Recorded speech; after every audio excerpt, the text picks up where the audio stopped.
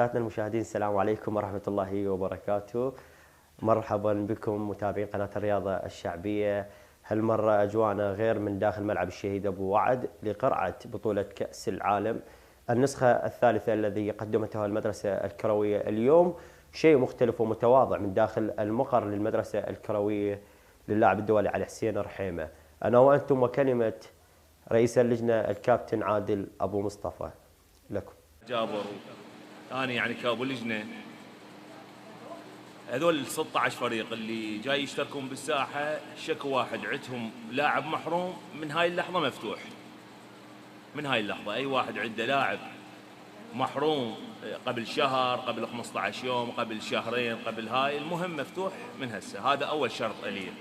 أوكي، بس للتوضيح 16 فريق المشتركين بالبطولة المشتركين، الغيرهم لا، ما أنا ما فاتح الحرمان، بس هاي الوجوه هاي اللي جاي تشترك على ملعبنا، هاي ال 16 فريق اللي بهاي البطولة. والشغلة الثانية شباب، أكيد أنتم ما مجبورين بهاي البطولة.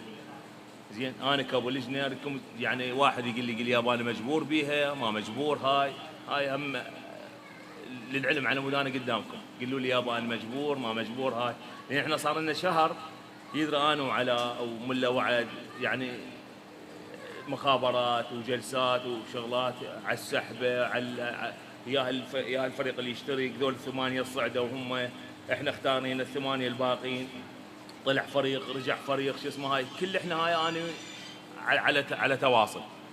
فهذا الموضوع عندي.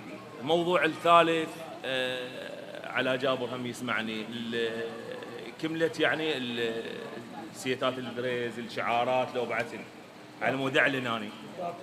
بعد ما استمعنا على شروط الكابتن عادل أبو مصطفى، سادتنا المشاهدين خليكم ويانا الاستماع إلى كلمة منظم ومشرف هذه البطولة الكابتن على جابر. خليكم ويانا. وكابتن عنجورة وبعد فريق وكابتن ضياء، يعني هم آخر 3 فرق انضافوا خلال 5 أيام كملوا شغلهم، والفرق اللي صار لها فترة ما كملوا شغلها. يعني ما اعتقد هو في شيء صعب.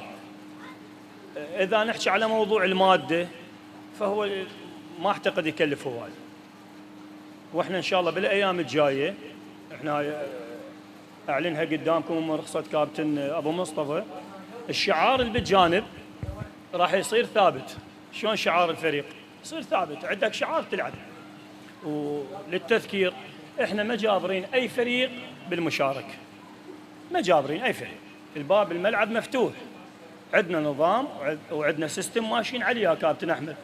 تحب تشترك اهلا وسهلا بك، ما تحب تشترك براحتك. تريد تفرض علينا شغلات انت تريدهن، لا، لان انا هسه من احكي لكم احتباطا، انا سامعك هواي امور صارت هواي ما اريد اتدخل بيها. اللي يشوفنا بعين نشوفها ب10 عيون، لكن اللي يشوفه واحد يتماطل ويانا ويسوي تكتلات ويريد لبس حجه، لا، احنا بالنسبه لنا ناس رياضيين ولاعبين طوبه، ومو هسه جينا لكره القدم. وانتم اغلبيتكم وحتى دائما اللي يصير عندنا اشكال وياه بالملعب هو يحمد بينا بنظامنا، فهذا نظامنا ماشي. بالنسبه للبطوله، بطوله نظامها تسقيط الفردي. البطوله ما راح يتحدد اليوم مالها، راح ان شاء الله احنا خلال هاي الايام ان شاء الله خلال هاي الايام راح نحدد وقت البطوله، لان تعرفون شوي عندنا شغل. اليوم واحد من المدربين خابرني قال لي كابتن احنا ننطي اشتراك بالسحبه. قلت له لا، من نكمل السحبه لحد ما تبدي البطوله من حقك تنسحب ومو معاقب، من حقك. رايك انت ما اقتنعت بالامور عادي، حسب اللي ما ادري بيه.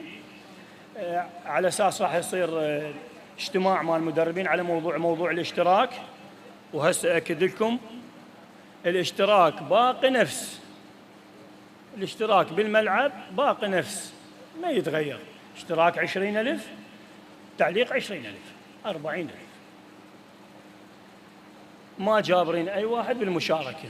اهم نقطه هاي، ما جابرين اي واحد. هسه دائما ناكد على هذا الموضوع، اكثر من مره حكينا به، لان احنا مو نحكي احتباطا، لان سامعين شيء، سامعين واكو ناس تريد تسقط. احنا هذا اللي عندنا كبات، انا ما اجبر، بس انا اتفق وياك هسه اتفاق، اروح للملعب الاتفاق اللي وياك طبقه بقانونه. اتفق وياك دريس، شعار يوقع انت مسؤول عليه، انا مالي دخل ما يلعب اللاعب، تجي متاخر ما تعطي اشتراك ما تجيب هويات، هذا اتفاق كابتن احمد، ما اعتقد جديد ابو جعفر. المشاهدين بعد ان استمعنا الى هذه الرسالة وشروط البطولة من قبل الكابتن علاء جابر منظم لهذه البطولة، هناك رأي جدا مهم للفرق الشعبية بصورة عامة ونصائح جدا مهمة من قبل أحد مدربين ال26 الكابتن أحمد حنين مدرب الغرافة. خليكم ويانا. انتبهوا علي أبو علياء، يعني مع احتراماتي بس يجوز الولد الحميدية و36 أنا بدوا هسه يشتركون جديدين، وال75 يعني السيد، فاحنا هاي الوجوه كابتن عقيل نفسنا، وذاك وش كيف فريق ما مشترك.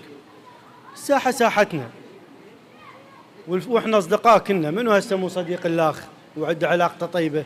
اذا مو بي باللجنه على جابر، فانا اكو ثقافه يعني طارئه علينا. هاي الثقافه يعني تسبب اول شيء سمعه على المنطقه وعلى الساحه وعلينا مو زينه. يعني انا من نجي ذيك البطوله ايش قد تعبنا عليها، واللجنه واحنا والعالم تعبت عليها. ليش يعني بطوله من الدور الاول للدور الثاني حوالي 3 عركات 4 عركات، حتى عيب اقول عركه، صح لو مو صحيح؟ يعني تجي عالم وجمهور تريد تتونس تباوع، اطلع بعركه ومشكله وخربت البطوله. انا اقول السبب بينا، هذا الحكي حتى موجه لعلاء جابر. يعني باكر عقب انا باللعبه وعلى جابر مدرب وفريقه ولعبه، وعلى جابر يطلع من المباراه ويضغط الحكم ويصيح على الحكم، ما حمله مسؤوليه، اجى حاججه قدام ابو مصطفى. فاحنا نتحمل المسؤوليه، خلينا نتقبل الخساره والفوز.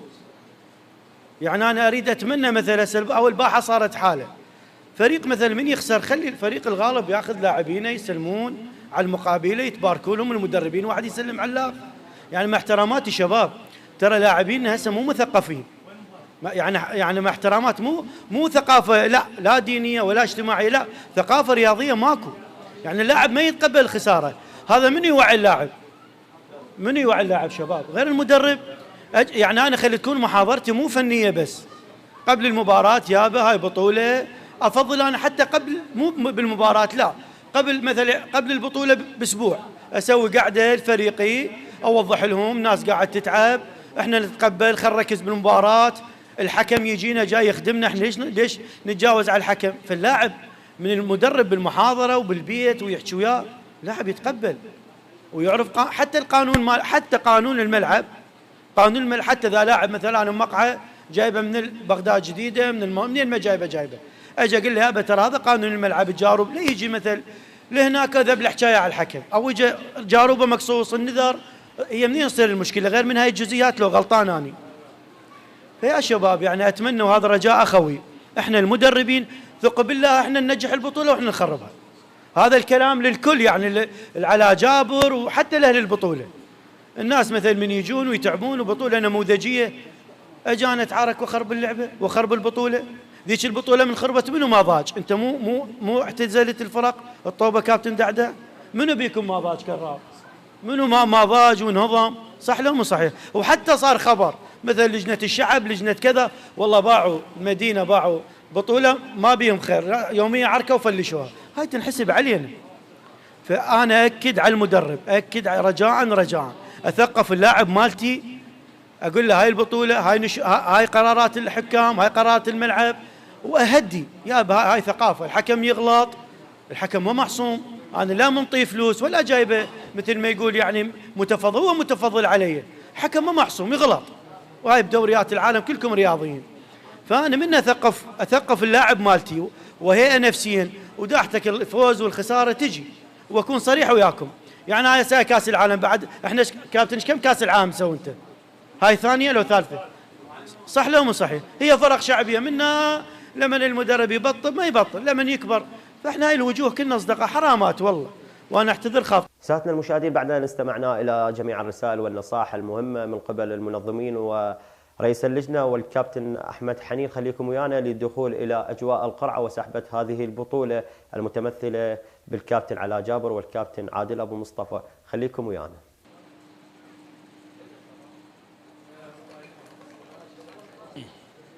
ماكو فرق ان شاء الله. كابتن افتح. كرواتي اخذ ثاني. كرواتيا حكظ الماي. كرواتيا اعطيني كارت. الصمود القنترة. اي كابتن عاش ايدك انت مرتب. كرواتيا الغرافة والصمود. تبقى يمي؟ اي كابتن كف هاي خلنا انا افتحها احسن. اي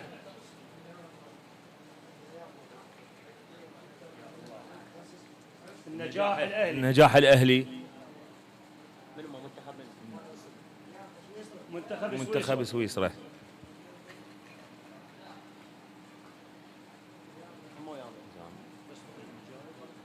الوكرة منتخب فرنسا. وكرة أم الكبر.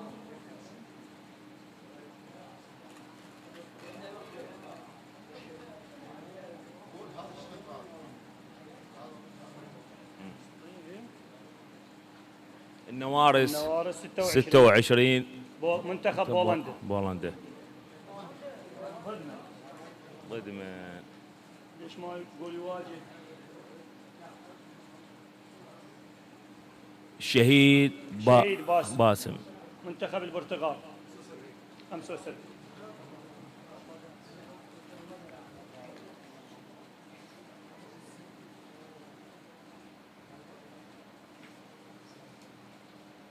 رديف الطالب الرياضي. الطالب الرياضي. منتخب المغرب.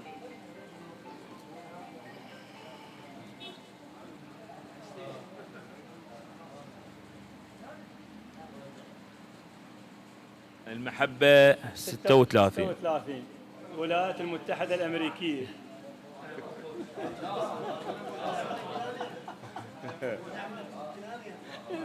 يسوي كمان.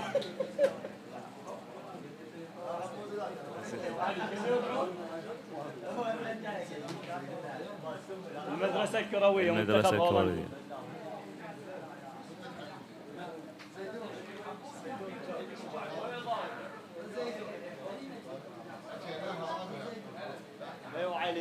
زيدون البيضراوي. زيدون صورتها خافوا يقولون على لعب بالسحبة. لا او خليها هنا وخليها هنا.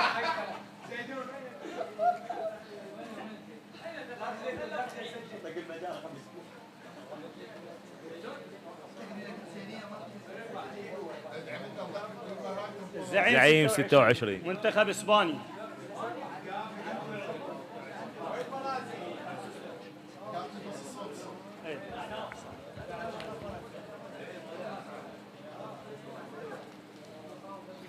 منتخب الحميدية كوريا.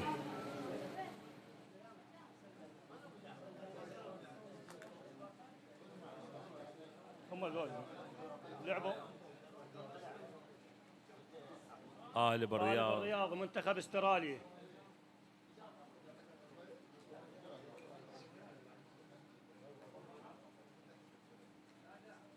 يواجه الشهيدين منتخب البرازيل.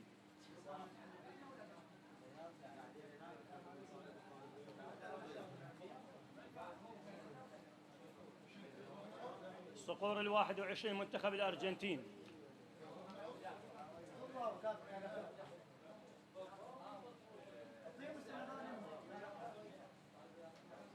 الشهيد علي جمال منتخب السنغال. اتمنى لكم التوفيق. اعطيني عن كاب. يلا خليه يكمل.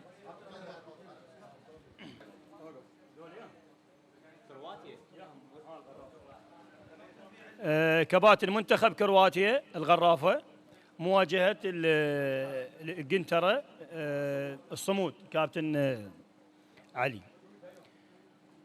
سويسرا منتخب النجاح الأهلي فرنسا منتخب الوكرة. منتخب بولندا النوار 26. البرتغال الشهيد باسم 75. المغرب منتخب المغرب رديف الطالب الرياضي المحبة 36. أمريكا.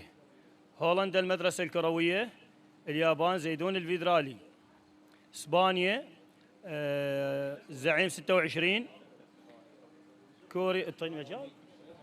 كوريا الحميدية.